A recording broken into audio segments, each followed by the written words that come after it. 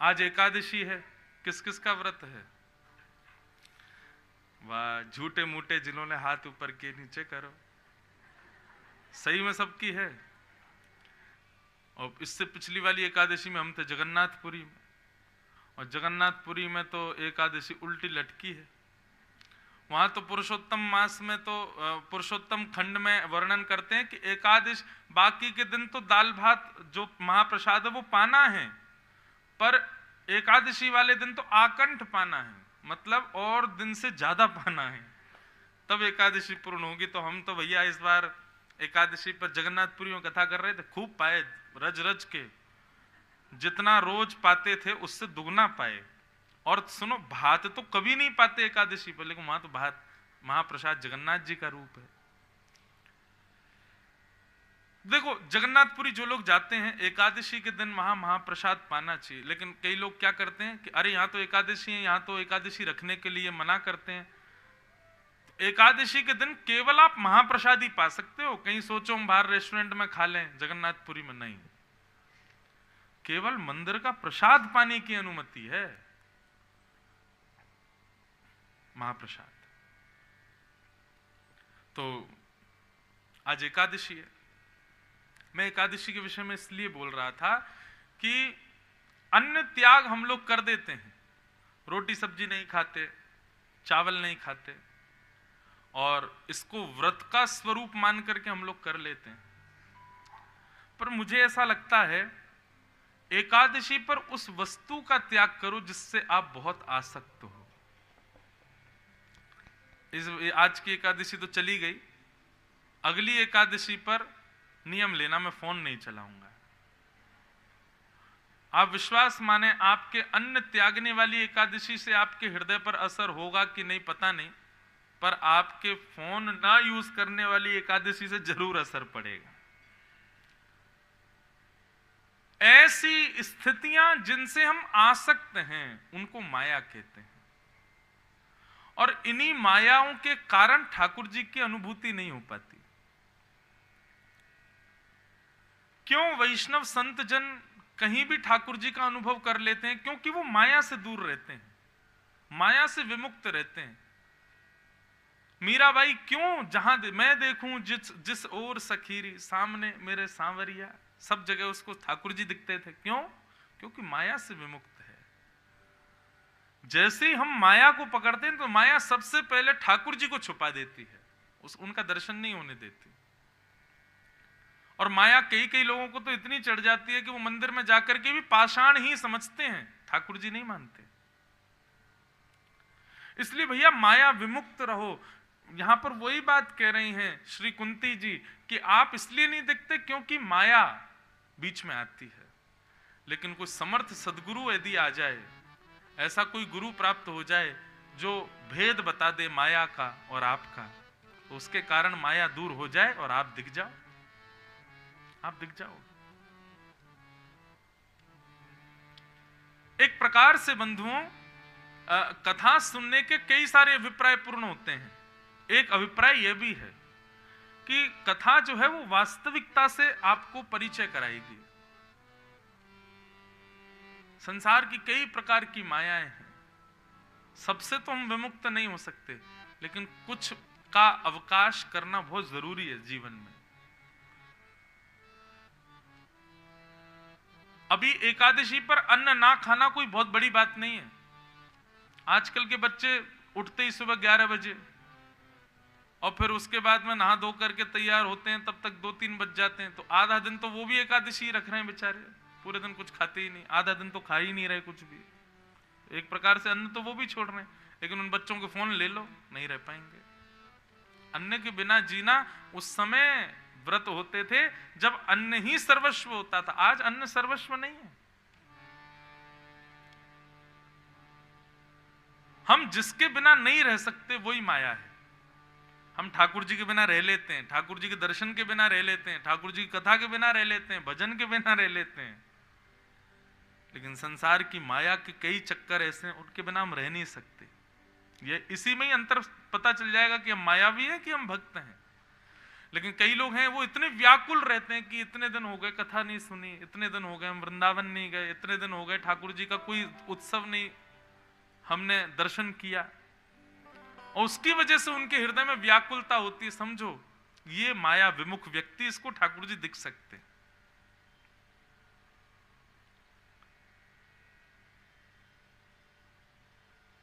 हनुमान जी महाराज पूरे दिन राम जी की सेवा में रहते थे, लेकिन जैसे ही शाम होने लगती थी हनुमान जी के उतनी व्याकुलता बढ़ने लगती। क्यों? रात में राम जी तो कनक भवन में चले जाएंगे, वहां मेरा प्रवेश नहीं है।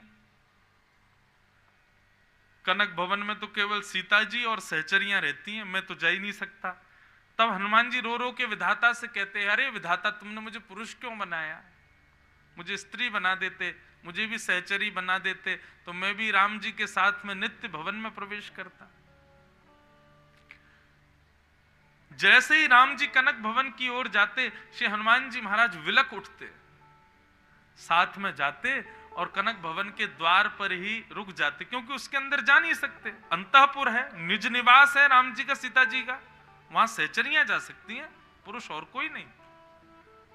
हनुमान जी रात भर बाहर बैठे रहते और प्रार्थना करते, हे गुरुदेव जल्दी प्रकट हो जाओ, सूर्य नारायण जल्दी सुबह हो, जल्दी राम जी प्रकट हो। रोज की यही स्थिति। एक दिन हनुमान जी इतने व्याकुल हो गए, इतने व्याकुल हो गए कि इतने रोए। सुबह जैसे ही राम जी द्वार खोल के बाहर आए तो देखा राम हनुमान जी के नेत्र लाल पड़े हैं, अविरल अश्रुधार गिर रही है। हनुमान जी को हृदय से लगाया, क्या हुआ हनुमान, इतने क्यों रो रहे हो? हनुमान जी बोले, दर्श बिन दुखन लागे ने। हे राम जी, आप रात भर कनक भवन में रहते, इतनी देर का भी वियोग मेरे नेत्रों से सहन नहीं होता। मुझे पीड़ा होती है मेरे नेत्रों में जब तक मेरे राघव मुझे नहीं दिखते। आप कृपा करो मेरे ऊपर, मुझे भी अंतःपुर में प्रवेश दिलाओ। तब हनुमान जी को राम जी ने सीता जी के पास भेजा, बोले जाओ, किशोरी जी कृपा करेंगे तो ये संभव होगा। तब किशोरी जी को जाकर के प्रणाम किया। किशोरी जी ने कहा सहचरियों के पास जाओ। हनुमान जी सहचरियों के पीछे पीछे घूमने लगे। सहचरियों ने कहा सरजू जी के पास जाओ। अंत तो गत्वा हनुमान जी सरजू जी के पास गए और जैसे रुदन करना प्रारंभ किया, हनुमान जी के अश्रु बिंद का एक बिंदु जैसे ही सरजू जी में गिरा, सरजू जी का पूरा जल तप गया, प्रकट हो गई सरजू मैया। क्या हुआ हनुमंतलाल, इतने वेदना, इतना कष्ट क्यों आपको? बोले मुझे सहचरी बना दो। ये रात्रि में राम जी जाते हैं कनक भवन में, वो वियोग मुझसे सहन नहीं होता, ऐसी कृपा करो दिन में मैं हनुमंत वेश में रहूं पूरे दिन राम जी के संग, और रात में कोई सहचरी वेश में। तब सरजू जी ने कृपा करके श्री हनुमान जी महाराज को चारुलता सहचरी का रूप प्रदान किया। और जैसी शाम होती हनुमान जी एक सखी वेश में आ जाते और राम जी के साथ अंतःपुर में जाके वीणा वादन की सेवा करते पूरी रात राम जी को देखते हुए। हमारी स्थिति है ऐसी, 7 दिन बाद कथा पूरी हो जाएगी तो थोड़ी देर का वियोग होगा, थोड़ी देर वेदना होगी कि कथा पूरी हो गई, लेकिन अगले दिन से फिर सब लोग अपने कार्यों में व्यस्त। लेकिन स्थिति ऐसी कभी हुई कि हम कथा के बिना रह ही नहीं पाए? नहीं हो पाता। अच्छा एक बात कहें, हमारी तो हो चुकी है ऐसी, हम कथा के बिना अब नहीं रह सकते। कथा के बीच में अवकाश मिले ये तो जरूरी है, घर जाना है, सब गृहस्थ देखना है, परिवार देखना है, परंतु लंबा अभी समय, वैसे लंबे समय तक ऐसा है नहीं कि मुझे लंबे समय तक कथा ना हो, लगातार कथा ही कथा है। सोच सोच के भय भी लगता है कि इतनी कथाएं कैसे करेंगे, कमर टूट रही है। लेकिन ये भी लग रहा है कथा अगर नहीं हुई तो जिएंगे कैसे? ठाकुर जी की चर्चा किए बिना अब रह नहीं सकते। ऐसी स्थिति होना ये साधारण बात नहीं है। हमारी जरूरत ठाकुर जी नहीं बने हैं। हम ठाकुर जी को केवल एक सामान्य भाव से स्वीकार करते हैं, जरूरत के रूप में स्वीकार नहीं करते। जरूरत हमारे लिए फोन है, जरूरत हमारे लिए अन्न है, जरूरत हमारे लिए सांसारिक संबंध है। उन सबके बाद ठाकुर जी हैं। सबसे पहले रख के देखो, फिर अनुभव करना ठाकुर जी का। फर्स्ट प्रायोरिटी ठाकुर जी को दो, उसके बाद कोई और। लेकिन हमने तो बिल्कुल लास्ट लीस्ट में रखा हुआ है ठाकुर जी को। ऐसा नहीं। तो माया के कारण ठाकुर जी नहीं दिखते। कुंती ने भगवान की स्तुति गाई और स्तुति गाते हुए अंत में कहा, हे नाथ मुझे विपत्तियां दे दो। विपत्ति का नाम सुनते ही भगवान बोले, विपत्ति क्यों चाहिए? बोले क्योंकि आपकी स्मृति विपत्ति में ज्यादा आती है, संपत्ति में कम आती है, इसलिए नाथ मुझे विपत्ति दे दो।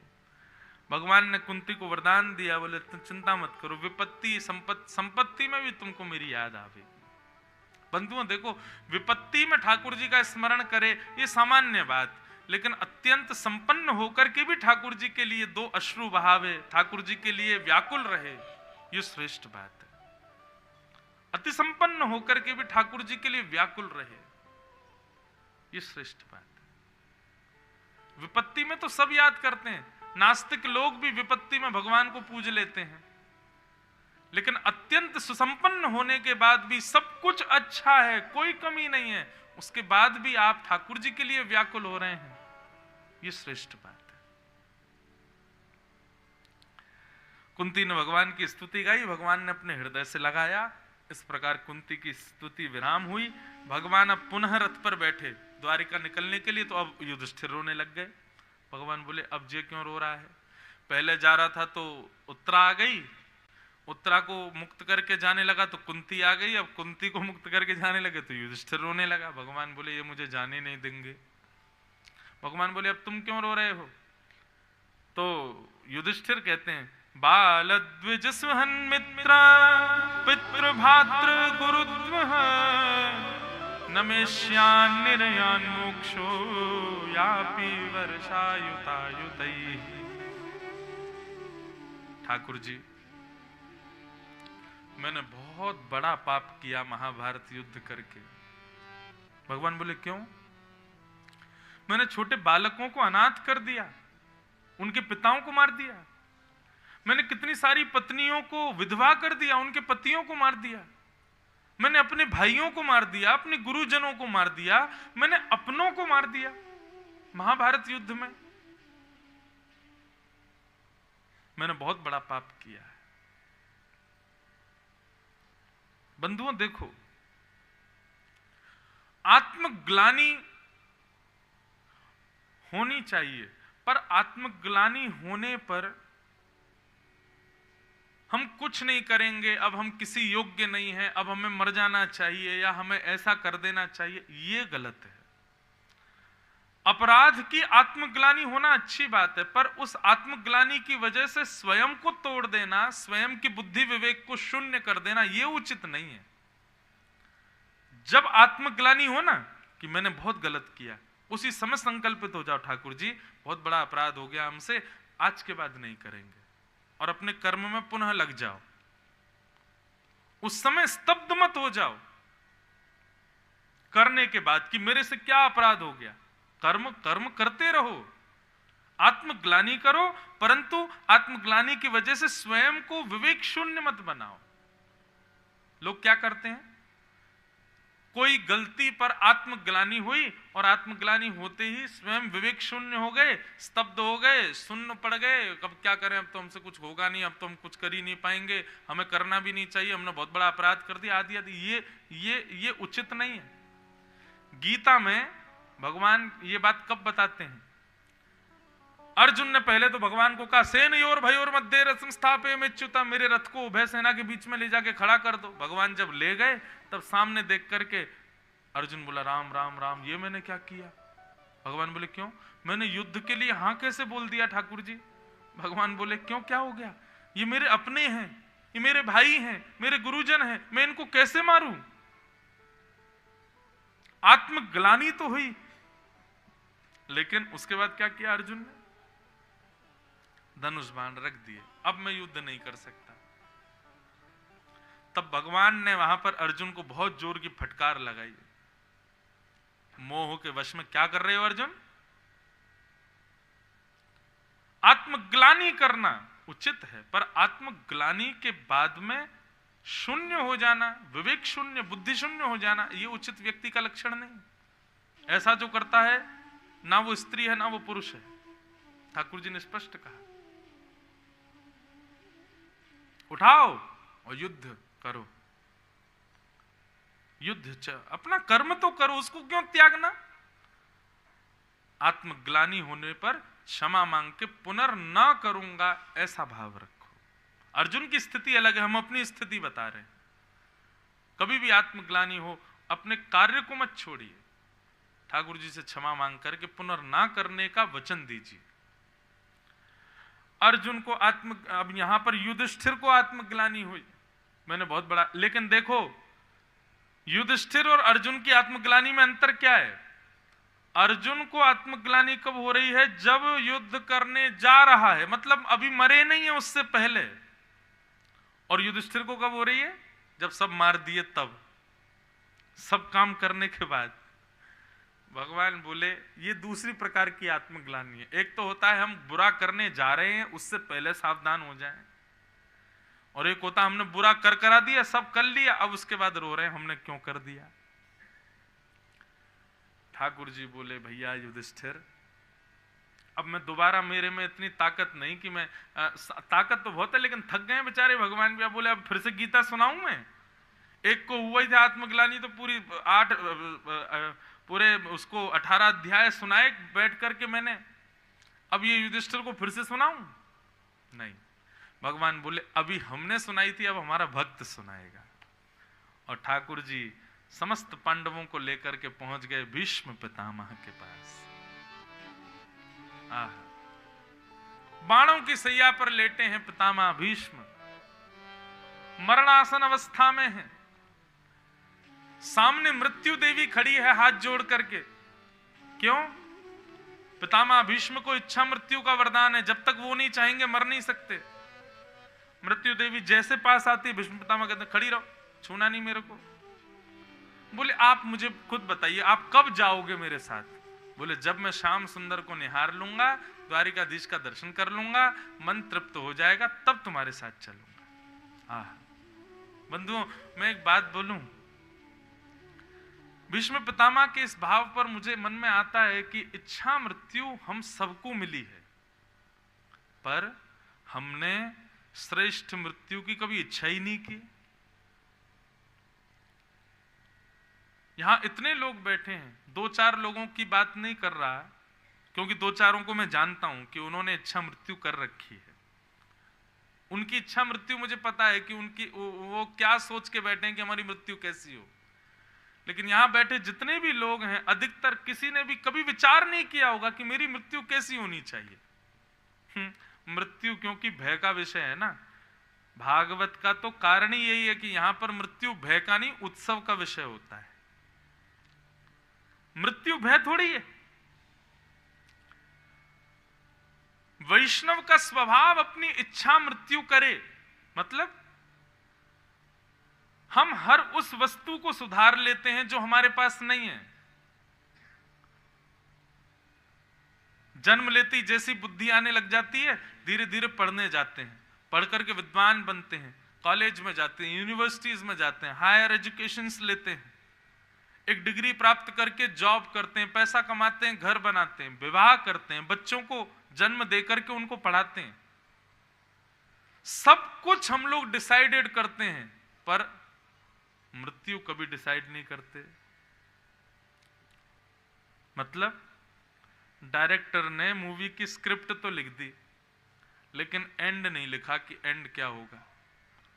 ऐसी मूवी को हीरो साइन करेगा ही नहीं जिसमें एंड ही ना हो। डायरेक्टर से पूछे भैया एंड क्या है, बोल एंड नहीं लिखा मैंने।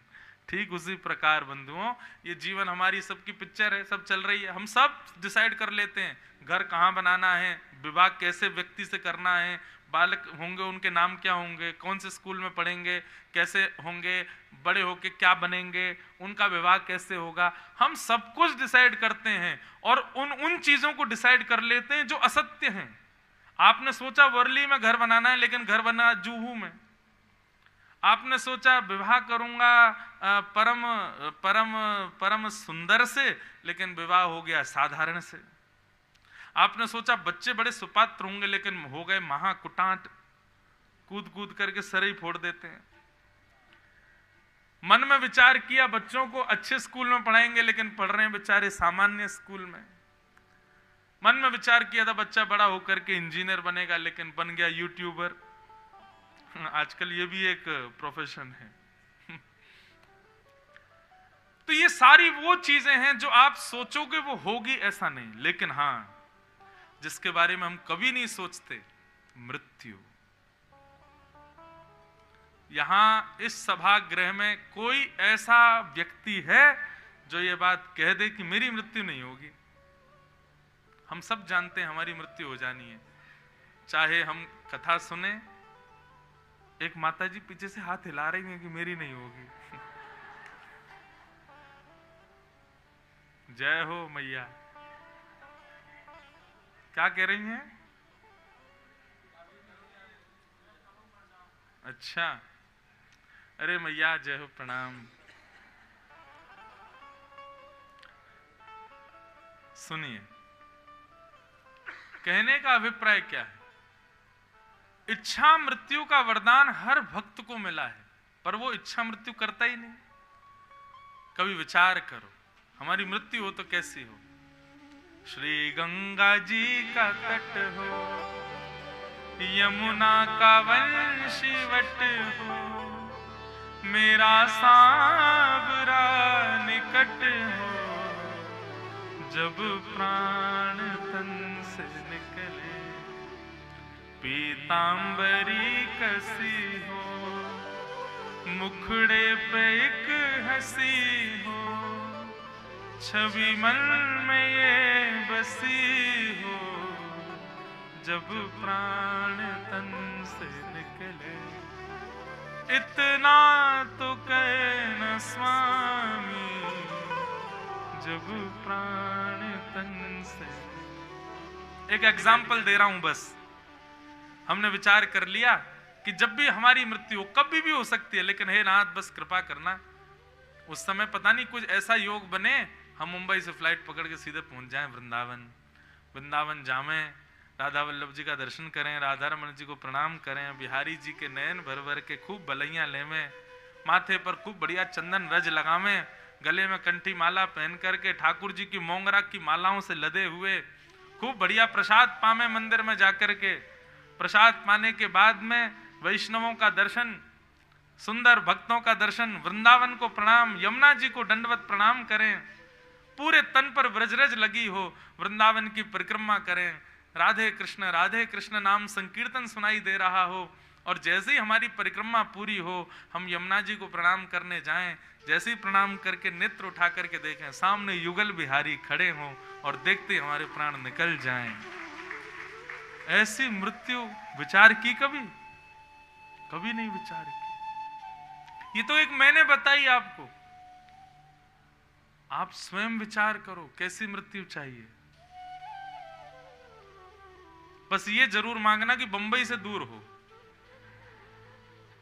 यहां से दूर जाके हो, श्रीधाम में हो, पंढरपुर में हो, लाल जी के सन्मुख हो। कितने सौभाग्य की बात है, कितने सौभाग्यशाली हैं वो लोग जो ठाकुर जी को निहारते निहारते प्राण त्याग देते हैं। प्राण त्यागना अशुभ क्यों मानते हैं हम? नहीं है अशुभ, ये तो सबसे बड़ा सत्य है संसार का। बस स्थान गलत होता है इसलिए अशुभ लगता है। स्थान उचित हो, परिस्थिति उचित हो, कई लोगों की मृत्यु आश्चर्य बन जाती है। अरे बताओ कैसे? बोले एकादशी का दिन था, इतने ब्राह्मणों को उन्होंने दान किया, इतने लोगों को उन्होंने जो है वस्त्र आदि बांट दिए थे, दक्षिणा बांटी थी, और उसके बाद में क्या कहते हैं प्रसाद पाया था, जगन्नाथ भगवान को प्रणाम किया, आदि आदि। कई लोगों का ऐसा होता है, वो लोग वहां गए मंदिर में प्रणाम के उठे ही नहीं, फिर कैसे आश्चर्य होते हैं। तो मैंने कुछ कथाओं से ये कहना प्रारंभ किया है, यहां भी कहूं, आज का दिन ही अच्छा है, परमा एकादशी। आज रात्रि विचार करो, हमारी मृत्यु कैसी हो, ऐसी हो। हे नाथ, संसार में हम क्या करेंगे ये सब आपके हाथ में है, हमारे कर्म पर निर्भर करता है, परंतु एक दिन उसका अंत होना है, मृत्यु निश्चित है। ठाकुर जी हमें कुछ नहीं चाहिए, हमारी मृत्यु ऐसी देना हमको कि जब प्राण निकले उससे पहले हमारे युगल सरकार हमारे सामने हो। भीष्म पितामह ने भले ही जीवन भर कौरवों का संग किया, लेकिन मृत्यु हो तो भीष्म पितामह जैसी बाणों की सैया पर लेटे, भयंकर कष्ट में हैं, लेकिन फिर भी प्राण त्यागने के लिए प्रतीक्षा कर रहे हैं, द्वारिकाधीश आएंगे तब प्राण त्यागूंगा। और ये इतनी देर से बार बार जो ठाकुर जी रोके जा रहे थे ना, कभी उत्तरा के द्वारा, कभी कुंती के द्वारा, ये इसलिए था क्योंकि भीष्म पितामह के पास जाना था। यदि नहीं ब्रह्मास्त्र छोड़ा गया होता अश्वत्थामा के द्वारा, ठाकुर जी नहीं रुकते। कुंती ने नहीं स्तुति गाई होती, ठाकुर जी नहीं रुकते। युधिष्ठिर नहीं रोते, ठाकुर जी नहीं रुकते, ठाकुर जी चले जाते। और ये भीष्म पितामह कब तक पड़े रहते बाणों की सैया पे। भीष्म पितामह के लिए ऐसी योजना बनी कि ठाकुर जी को रुकना ही पड़ा। और ठाकुर जी पांडवों को लेकर के पहुंच गए रणभूमि में, बाणों की सैया पर लेटे, एक एक रक्त की बूंद गिर चुकी है, शरीर में कुछ बचा नहीं है, फिर भी बस श्वास चल रही है। श्याम सुंदर आ रहे होंगे उनको निहारने के लिए। एक वो भाव गाते हैं ना, कागा सब तन खाइयो,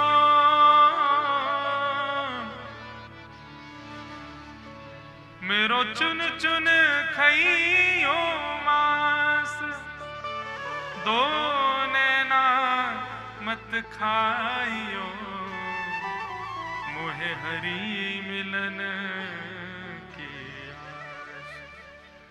रोम रोम में बाण लगा है भीष्म पितामह के, एक एक बूंद रक्त निकल चुका है, लेकिन फिर भी केवल अपने प्राणों को बचाए हुए बैठे हैं कि श्याम सुंदर आ रहे होंगे।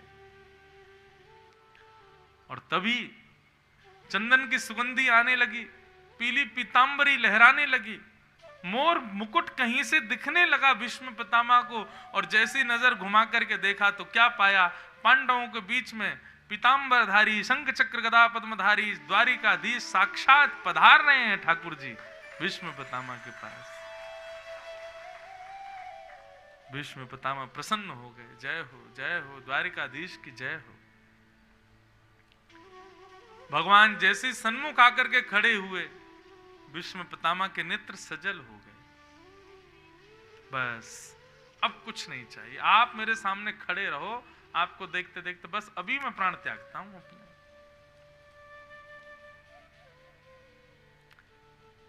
भीष्म पितामह बोले अब बस हिलना नहीं, सामने ही रहिएगा मेरे, मुझे दिखते रहिएगा, एक क्षण के लिए भी जाना नहीं, मैं बस प्राण त्यागने वाला हूं। इतने में युधिष्ठिर आदि सब घबराए, बोले कि कहीं ये चले गए तो इनको जो ज्ञान देना है वो कैसे मिलेगा। युधिष्ठिर ने भगवान को हटाया, स्वयं आगे आ गए और कहा कि भगवान पहले हमारे संशय को दूर कीजिए। बंधुओं, भागवत में भीष्म पितामह को बताना नहीं पड़ा कि युधिष्ठिर दुखी क्यों है। भीष्म पितामह चेहरा देख करके पहचान गए, बोले युधिष्ठिर तुम्हारे शोक का कारण बताऊं? बोले क्या? अविश्वास ठाकुर जी के प्रति, तुमको विश्वास ही नहीं है इनके ऊपर। क्यों? बोले भगवान उंगली पकड़ करके तुमसे युद्ध करवा रहे हैं, एक एक व्यक्ति को कह करके मरवा रहे हैं, सब ठाकुर जी के निर्देशन में हुआ, उसके बाद भी तुम रो रहे हो। क्यों? क्योंकि तुम्हारे अंदर अविश्वास है।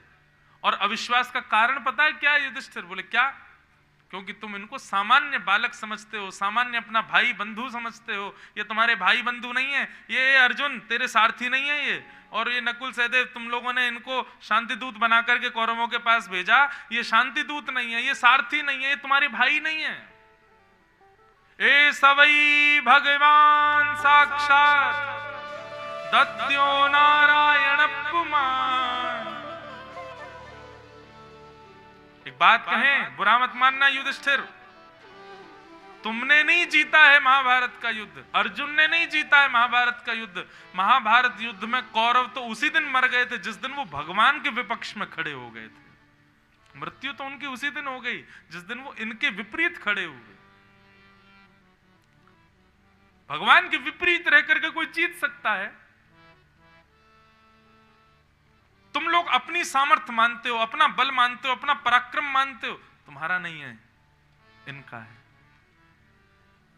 और ये बात एक बार नहीं, पांडवों को बार बार समझाई गई।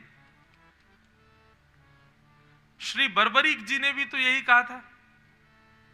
महाभारत युद्ध का सबसे बड़ा योद्धा कौन? बोले जिसने बिना शस्त्र के सबको मार दिया, श्री कृष्ण। केवल अपनी दृष्टि मात्र से ही चुन लिया था कि कैसे मारना है। सबसे बड़े योद्धा तो ये, हम उनको योद्धा मानते जिसके हाथ में धनुष बाण तलवार हो, लेकिन ये तो ऐसा योद्धा जिसने बिना शस्त्र के ही सब मार दिए, श्री कृष्ण। और युधिष्ठिर, तुम्हारे अंदर जो ये रुदन तुम्हारा हो रहा है, तुम जो व्याकुल हो रहे हो, ये अविश्वास है। तुम्हें विश्वास ही नहीं है इनके ऊपर। भरोसो, सूरदास जी का पद है बंधु। भक्ति विश्वास के नींव पर ही खड़ी होती है।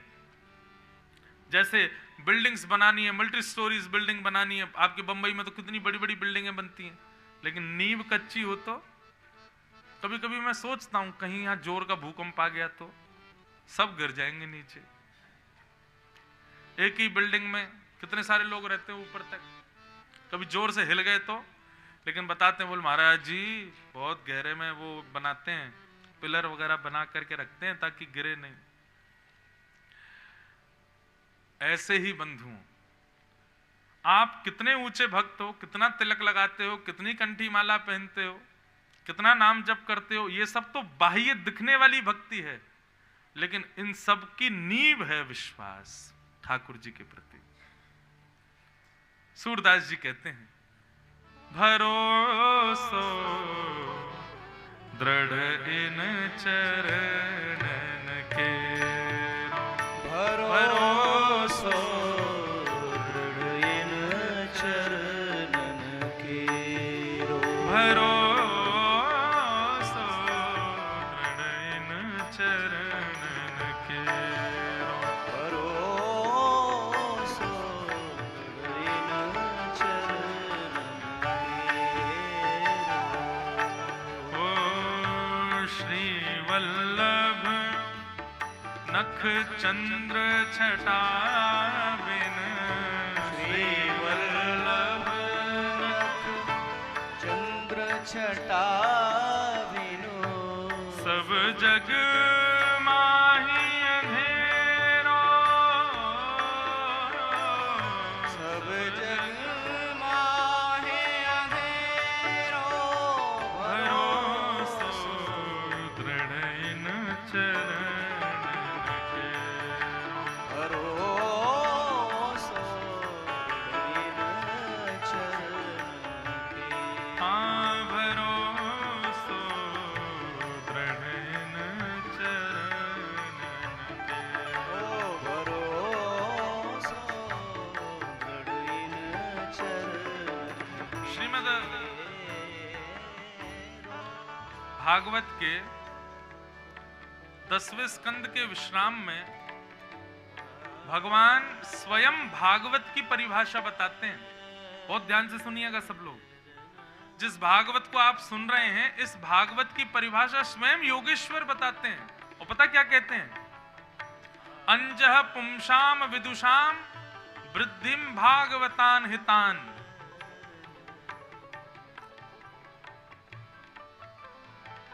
भगवता प्रोक्तः इति भागवत। भगवान कहते हैं मैं जो बोलता हूं उसको भागवत कहते हैं, और सुनने वाला मेरे कही गई इस भागवत पर यदि आंख बंद करके दौड़ने लग जाए तो वो कभी गिरेगा नहीं। मतलब मेरे बताए गए मार्ग जो भागवत में बताए जा रहे हैं उस पर यदि आप चलने लगे तो कभी गिरोगे नहीं, और यदि कभी गिर भी गए तो उठाने के लिए मैं आऊंगा। भागवत पथ पर आप कभी गिर नहीं सकते, लेकिन कभी गिरे भी तो चिंता नहीं, भरोसा रखो, गिरेंगे भी तो ठाकुर जी उठाएंगे। मतलब एक बार भक्त बन जाओ बस, उसके बाद कभी पतन हुआ भी ना तो ठाकुर जी बचाने के लिए बैठे हैं। और इसके पीछे एक कथा याद आई। जगन्नाथ जी के एक भक्त थे, उनका नाम था बलराम दास। क्या नाम था? जैसे हमारे श्रीनाथ जी के अष्ट सखा हुए, ऐसे जगन्नाथ जी के 5 सखा थे, उनमें एक का नाम श्री बलराम दास।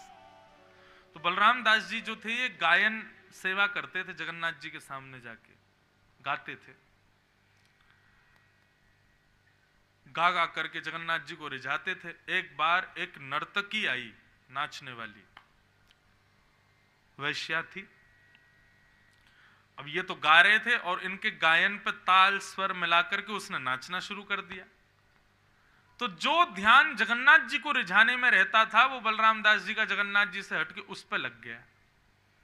अब तो ऐसी मुड़कियां ले में, ऐसे गावें कि उसके तान बदलें, और धीरे धीरे महाराज उसी में ही आसक्त हो गए। आसक्ति हो गई। अब तो स्थिति ये हो गई कि मंदिर में कम समय देने लगे, उसके यहां ज्यादा समय देने लगे, पतन शुरू हो गया। जगन्नाथ रथ यात्रा का समय था। रथ यात्रा से पहले श्री जगन्नाथ जी बीमार पड़ते हैं और 15 दिन के लिए श्री जगन्नाथ जी के कपाट बंद रहते हैं, तो उनको और छुट्टी मिल गई।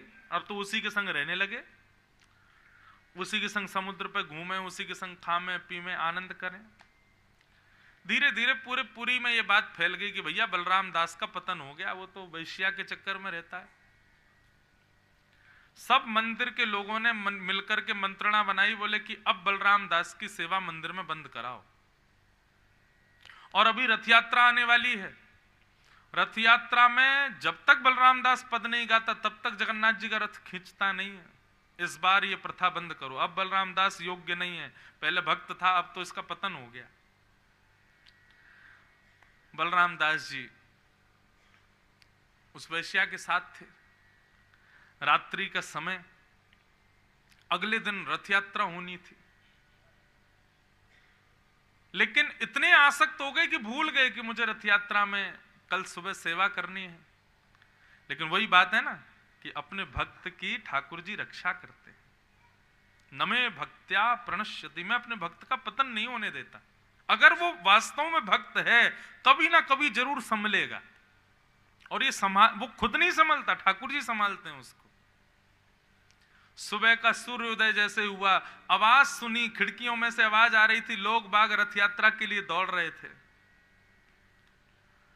बलराम दास जी पड़े पड़े सोचने लगे, बलराम दास ये तूने क्या किया?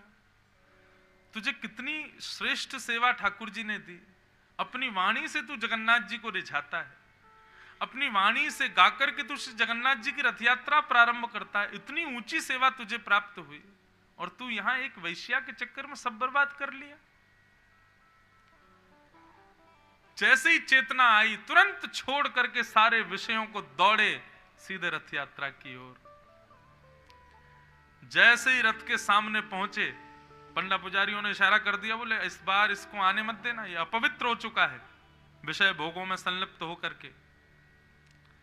लोगों ने सब धक्के मार करके बलराम दास जी को भगा दिया। बोले तुम रथ यात्रा में दिखना भी नहीं तो तुमको जान से मार देंगे, तुम अपवित्र हो चुके हो। तुमने अपनी पदवी का दुरुपयोग किया, अपने गायन का दुरुपयोग किया, जगन्नाथ जी को रिझाने की जगह किसी और को रिझाया। रथ के ऊपर बैठे हुए महाप्रभु जगन्नाथ जी को देख करके, दूर से केवल एक झलक देख करके बलराम दास जी चले गए। आज उनकी सेवा नहीं हुई, बिना सेवा के ही रथ खींचने का प्रारंभ करने लगे। बलराम दास जी दौड़ करके गए, समुद्र के किनारे विलक विलक करके रोने लगे, मैं अपराधी हूं, मुझे प्राण त्याग देने चाहिए अपने, मैंने बहुत बड़ी गलती की, जगन्नाथ जी की सेवा त्याग करके किसी और को प्रसन्न किया। तभी मन में आया ये पूरा पुरुषोत्तम क्षेत्र और यहां कड़कड़ में जगन्नाथ जी हैं, कोई बात नहीं, आज उस रथ यात्रा में मुझे प्रवेश नहीं मिलेगा, लेकिन मैं तो अपनी सेवा पूरी यहीं बैठ के करूंगा। और समुद्र की बालू से ही एक छोटा सा रथ बनाया, और रथ बना करके छोटे छोटे से उसमें जगन्नाथ जी, बलभद्र जी और सुभद्रा जी बैठा दिए।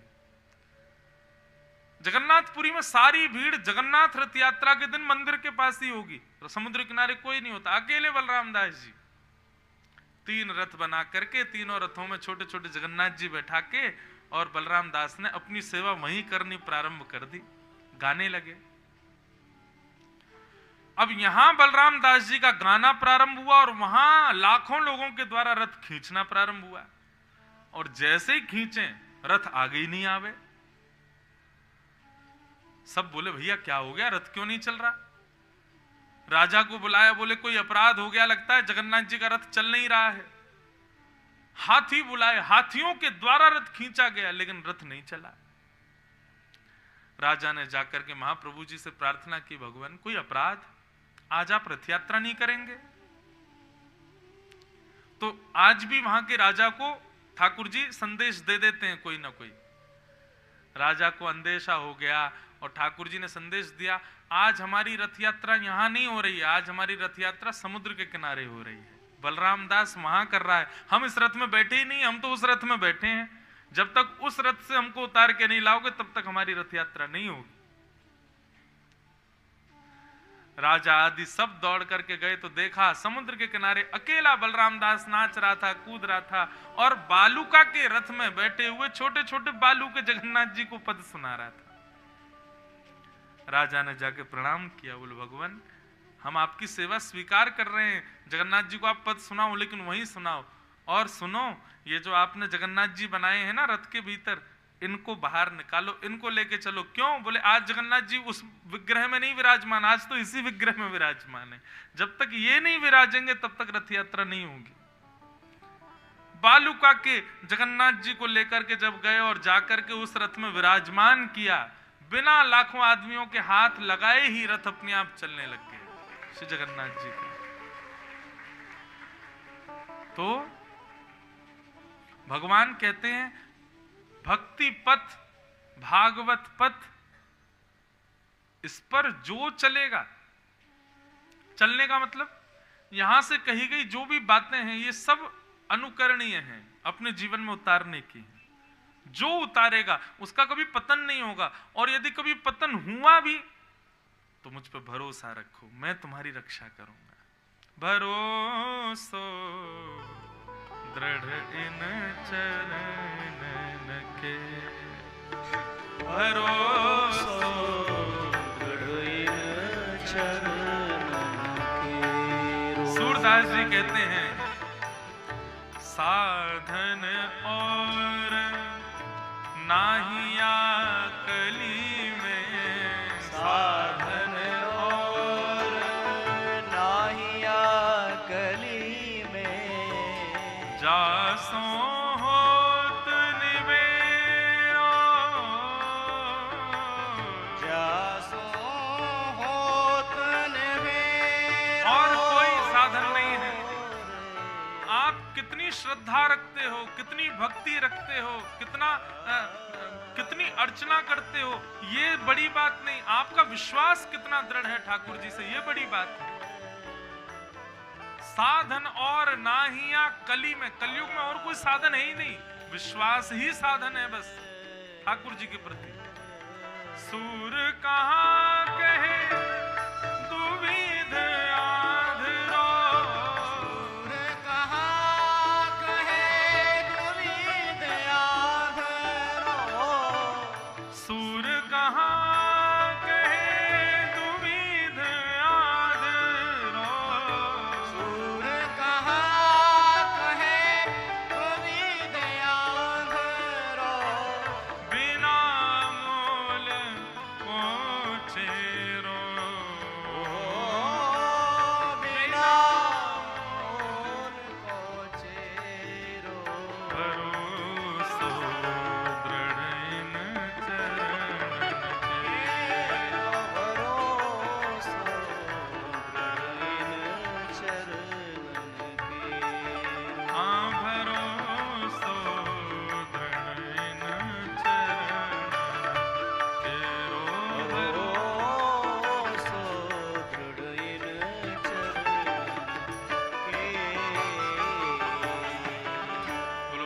वत्सल भगवान की। तो भक्ति की नींव क्या है?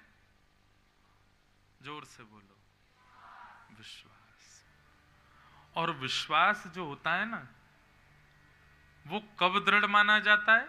चाहे कैसी भी स्थिति आ जाए, डगमगाए ना। हमारा विश्वास दृढ़ हम कब मानते हैं किसी के प्रति? जब वो उसकी करनी से सब अनुकूल हो, मतलब अच्छा ही अच्छा हो। नहीं, प्रतिकूल स्थिति में भी विश्वास हिले ना।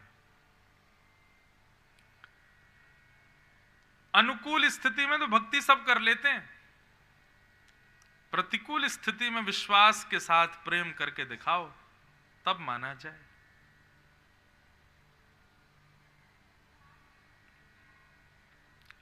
भीष्म पितामह ने पांडवों को ज्ञान उपदेश किया, 5 प्रकार के धर्म बताए, राज धर्म, दान धर्म, मोक्ष धर्म, स्त्री धर्म, भगवत धर्म, और फिर भगवान की स्तुति गाई। अभी अधिक मास में यह हमारी चौथी कथा चल रही है, पुरुषोत्तम मास में, पर हमने भीष्म पितामह की स्तुति का गायन किया नहीं, तो इसलिए यहां 2-4 श्लोक गाते हैं। भीष्मोवाच इति मतिरुपकल्पिता वितृष्णा भगवत सात्वत पुंगवे विभुम्ने स्वसुखमुपगते क्वचिद् विहर्तुं प्रकृतिमुपेयुषि यद्भव प्रवाह त्रिभुवनकमनं तमालवर्णं रविकरगौरवराम्बरं दधाने वपुरलककुला वृताननाब्जं विजयसखेरतिरस्तु मे वद्या। युधितुर्गर्जो विधुम्नविश्वकचलुलित श्रमवार्यलङ्कृताशे मम निशितशरै निकायुरक्ष्णात् विलसत् कवचेस्तु कृष्ण आत्मा व्यवहित पृतना मुखं निरीक्ष्य स्वजन बधाद् विमुखस्य दोष बुद्ध्या कुमतिमहरदात् विद्ययाय चरणरति परमस्य तस्य मेस्तु।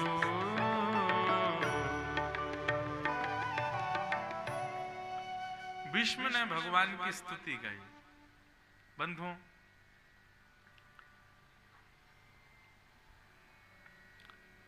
भीष्म पितामह भगवान से कहते हैं, हे नाथ, इतिमति रूपकल्पिता वितृष्णा, सबसे पहले इति शब्द का प्रयोग किया। संस्कृत में जब किसी वाक्य की पूर्णता होती है तब इति कहा जाता है, परंतु यहां स्तुति का प्रारंभ ही इति शब्द से हो रहा है। क्यों? हम कभी पहले फुल स्टॉप लगा करके फिर थोड़ी कुछ लिखते हैं, लिखने के बाद फिर फुल स्टॉप लगाते हैं, लेकिन भीष्म पितामह ने पहले फुल स्टॉप लगाया, उसके बाद फिर लिखना बोलना प्रारंभ कर रहे। इति शब्द का प्रयोग पहले, मतलब भीष्म पितामह ने मानो इति इसलिए कहा, संसार के भीष्म की अब इति हो रही है। कौरवों के पितामह, पांडवों के पितामह आदि आदि जो भी भाव कहो, उनकी इति, और अब भक्त भीष्म बोल रहे हैं। मतिरूपकल्पिता वितृष्णा भगवत सात्वत पुंगवे विभुम्ने। बहुत ध्यान से सुनना, बहुत अच्छी स्तुति है भीष्म पितामह की। भागवत ऐसा फल है, इसमें छिलका गुठली तो है ही नहीं, छोड़ने लायक तो कुछ है ही नहीं, सबको लेते रहो, इतना अद्भुत है।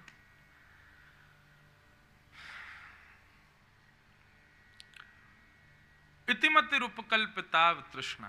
भीष्म पितामह कह रहे हैं, नाथ, मैं अपनी मृत्यु से पूर्व अपनी एक अंतिम इच्छा पूरी करना चाहता हूं, और अंतिम इच्छा भी है और एक मेरा अधूरा काम भी है। भगवान बोले, कौन सा अधूरा काम? भीष्म पितामह बोले, मेरी एक कुंवारी बेटी है, उसका ब्याह नहीं हुआ अभी तक। मैं उसके लिए सुयोग वर ढूंढ तो रहा था, एक दिख भी गया था मुझको, लेकिन मैं ब्याह नहीं कर पाया। तो मैं चाहता हूं कि मेरी मृत्यु हो उससे पहले मेरी बेटी का ब्याह हो जाए। भगवान बोले, हो कितना बड़ा रहस्य खुला आज। बाल ब्रह्मचारी भीष्म पितामह, इनका तो ब्याह ही नहीं हुआ था, इनका ब्याह ही नहीं हुआ और उनकी बेटी भी है। पितामह, जरा ये तो बताओ, हमारी अम्मा कौन? कहां चोरी चुपके गृहस्थाश्रम चल रहा था आपका? अब जाते जाते बताई जाओ। पितामह बोले, भगवान आप मेरी बात समझे नहीं। जरूरी नहीं है कि कोई गृहस्थाश्रम में प्रवेश करे तभी उसको बालक होते हैं, मेरे बिना गृहस्थाश्रम के ही बालक है। भगवान बोले, ये तो और बड़ा पाप है। बोले, भगवान और गहराई से समझो, आपने हर व्यक्ति को एक बेटी दे रखी है और उस बेटी का नाम है मति, बुद्धि।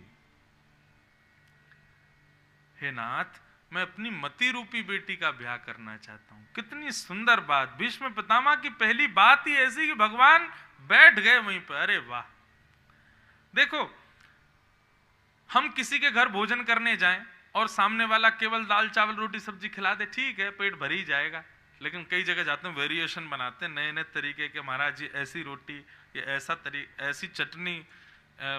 अभी आज एकादशी है, एकादशी के दिन एक बार मैं कहीं गया तो वहां पे उन्होंने कूटू का डोसा बनाया। मैंने कहा, वाह, जय हो, धन्य, ऐसी एकादशी रोज हो। कोई कमी नहीं छोड़ते महाराज पेट भरने में अपनी। तो हम वेरिएशंस क्यों लाते हैं? ताकि सामने वाला रीझे। चाहे कपड़ों के हों, चाहे भोजन के हों, वेरिएशंस क्यों चाहिए? ताकि सामने वाले का मन लगे और वो रीझे भी। ऐसे ही बंधुओं, भगवान की भक्ति हम क्या करते हैं, एक ही तरीके की सी चल रही है हमेशा। रोज 3 तुलसी चढ़ानी है, रोज यूं जल चढ़ाना है, रोज सूर्य को अर्घ देनी है, रोज तिलक लगाना है आदि, और रोज रोज वो ही करते रहो। भगवान भी पक जाते हैं, उबासी लेते हुए आपकी पूजा स्वीकार करते हो। क्यों? पता उनको रोज एक ही करने वाला है। लेकिन कोई ऐसा भक्त जो रोज कुछ ना कुछ नया करे, तो ठाकुर जी भी सस्पेंस में, आज क्या करेगा पता नहीं भैया, कुछ नया करेगा जरूर। भक्ति ऐसी जहां ठाकुर जी भी सस्पेंस में रहे कि आज क्या करने वाला है, और उनको पता चल गया रोज वही है इसका काम। सुबह इतने बजे उठाएगा, फिर भोग लगाएगा, उसके बाद चला जाएगा, फिर आएगा, फिर भोग लगाएगा, फिर सुला देगा। बस रोज एक सी भक्ति होती है। ठाकुर जी को भी पता रहती है कि अब कुछ विशेष तो होना नहीं है। लेकिन आप अपनी भक्ति में कुछ ना कुछ वेरिएशन लाते रहो, ठाकुर जी भी उससे आनंदित हो जाते हैं। स्तुति तो सब गाते हैं, लेकिन भीष्म पितामह का वेरिएशन बहुत सुंदर है।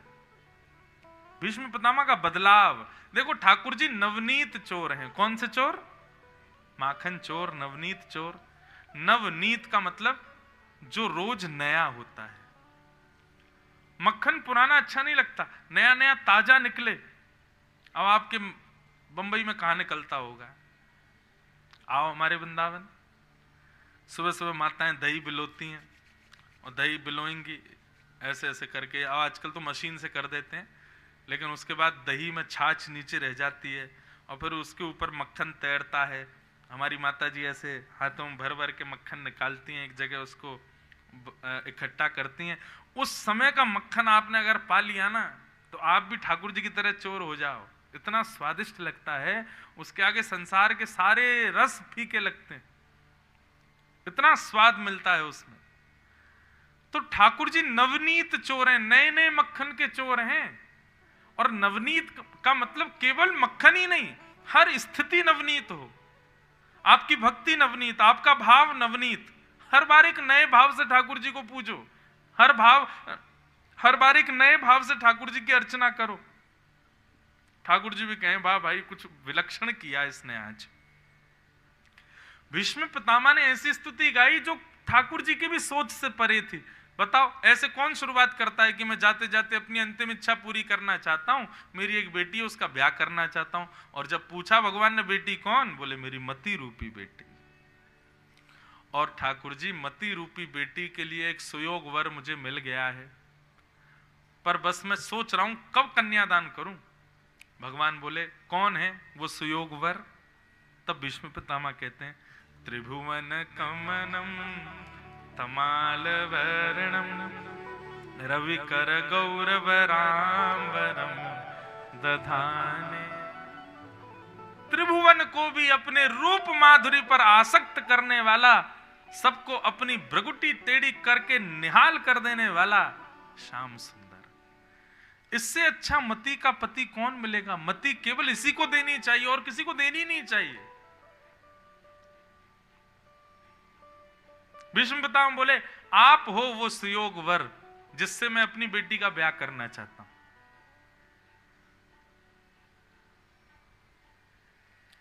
भगवान बोले बेटी से तो पूछ लो उसको हम पसंद है कि नहीं। मतलब मति से तो पूछो, कहीं मति को कोई और पसंद हो तो। भीष्म पितामह बोले आप जिसको दिख जाओ उसको कोई और पसंद आ ही नहीं सकता। आप जिसके नेत्रों में बैठ गए, आप जिसके चित्त में एक बार विराज गए, उसको फिर संसार की कोई चीज नहीं भाएगी।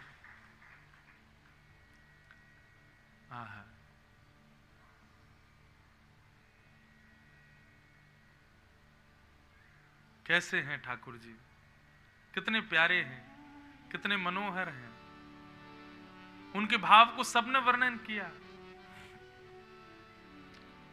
मेरो मन गिरधर छवि पे अटक्यो, मेरो मन गिरधर छवि पे अटक्यो। ललित त्रिभंगी चाल पे चल के, चिबुक चारू गड़ी ठट क्यों, चिबुक चारू गड़ी ठट क्यों। मेरो मन गिरधर छवि पे अटक्यो। कृष्णदास जी कहते हैं, बोले हम सबका मन तो लोहा है और श्री कृष्ण चुंबक है। जैसे इनके पास जाते हैं सोई चुंबक जैसे लोहा को खींचती है, ऐसे ठाकुर जी हमारे चित्त को खींचते हैं अपनी ओर। और जिसका चित्त नहीं खिंचा समझो उसके लोहे रूपी चित्त में जंग लग गई है, इसीलिए उसको चुंबक खींच नहीं रही अपने पास। जो राधा रमण जी को देखने के बाद, राधा वल्लभ जी, वृंदावन बिहारी लाल, पंडरीनाथ भगवान, इन ठाकुरों के दर्शन करने के बाद इनके अंदर चित्त नहीं लगा तो समझना उसके चित्त में जंग लगी है, बेकार हो गया उसका चित्त। भक्ति भाव रूपी चिकित्सा करवाए, जंग वंग हटवाए, अपनी कथा वथा में आकर के थोड़ा ठीक करे चित्त को, फिर जाए वृंदावन। देखना नहीं पकड़ेगा, जरूर पकड़ेंगे। बोले नाथ आप जिसको मिल गए उसको कोई और पसंद आ सकता है? मेरी बेटी को तो आप बहुत पसंद हो, आप कृपा करके मेरी मति रूपी बेटी से ब्याह कर लीजिए। भगवान बोले केवल सुंदरता से काम नहीं चलता, दामाद सुंदर हो और ब्याह कर दो बेटी का, नहीं। केवल सुंदर नहीं, और भी गुण देखने चाहिए। भीष्म पितामह बोले आप सारे गुण गिनवाओ, मैं सब दिखा दूंगा आपके अंदर।